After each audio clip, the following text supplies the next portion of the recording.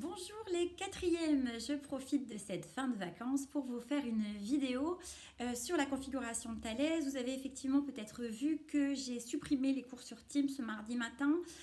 Compte tenu de la mauvaise réception que j'ai chez moi, c'est vrai que la dernière fois ça n'avait pas été très probant.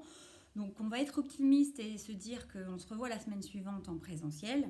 Donc comme ça va remplacer un petit peu ce que j'aurais fait mardi prochain avec vous. Donc concernant la fiche d'activité que vous avez à me faire sur la configuration, sur la découverte en réalité donc de la propriété de Thalès, je vais revoir avec vous deux, trois choses par rapport aux erreurs qui ont été éventuellement commises lors des travaux que certains m'ont rendus.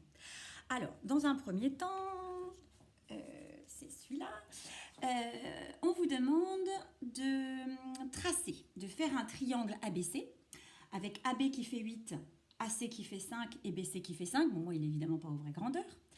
Ensuite, on vous demande de placer un point M sur le segment AB, un point N sur le segment AC.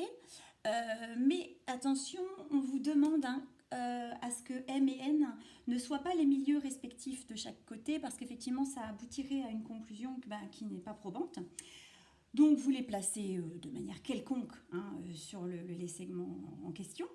Et ensuite, on vous demande de mesurer les différents segments ici. Alors attention, ne trichez pas les uns sur les autres parce que AM, AN et MN ne seront pas les mêmes pour tout le monde. Je ne dis ça, je ne dis rien. Mais compte tenu de l'habitude à certains de copier les uns sur les autres, là, ça se verra assez rapidement. Donc, vous mesurez chacune de ces longueurs et ensuite, vous calculez les quotients. Les trois quotients ici, donc AM, donc la longueur de AM mesurée divisée par donc 8, AN que vous aurez mesuré divisé par AC qui fait 5, et MN que vous aurez mesuré, que vous diviserez par BC qui fait 5 également. Donc vous allez faire ces trois divisions, et vous allez obtenir, sans vous dire un peu tout ce qui va se passer, vous allez voir que normalement vous allez avoir trois valeurs numériques distinctes. Bon. Ok. Suite à ça, on vous demande donc un deuxième cas de figure. Alors, dans ce deuxième cas de figure, donc là, je suis désolée, j'ai fait en bleu, c'est pas très malin, on voit pas bien. Mais enfin, vous allez vous débrouiller quand même.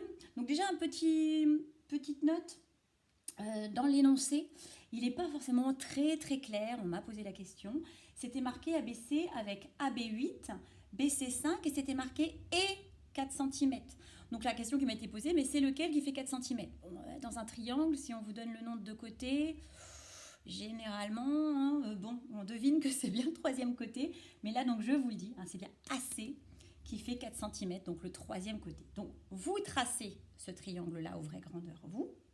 Et ensuite, la consigne est la suivante. On va placer un point M quelconque, là encore, sur le segment AB. Donc là, ça ne change pas par rapport à l'exercice de tout à l'heure. En revanche, maintenant, qu'est-ce que vous allez faire?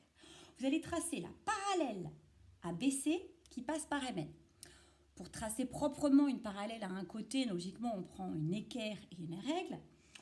Certains vont peut-être le faire un petit peu à la louche, on va dire, mais essayez de le faire quand même de façon à ce que ce soit quand même visuellement parallèle. Donc vous allez tracer cette parallèle ABC qui passe par M, et elle va couper le segment AC en un point qu'on nommera N. Donc on aura au final le segment MN qui sera parallèle à BC. C'est ça qui va différencier ce cas-là du précédent. La suite est la même. On vous demande de mesurer AM, le AB pour tout le monde fera 8, de mesurer AN, pour tout le monde AC fera 4, et de mesurer MN, pour tout le monde BC fera 5. Et enfin, de refaire les trois quotients que vous aviez fait dans le premier cas. Par contre, logiquement, si vous avez fait un beau dessin et vous avez fait de belles mesures, vous allez certainement trouver un cas particulier de ces trois quotients. Donc on appellera les quotients de Thalès. Donc là, je vous laisse découvrir ça. Et donc vous faites une conclusion, selon vous, qui amène de ce cas particulier de la parallèle.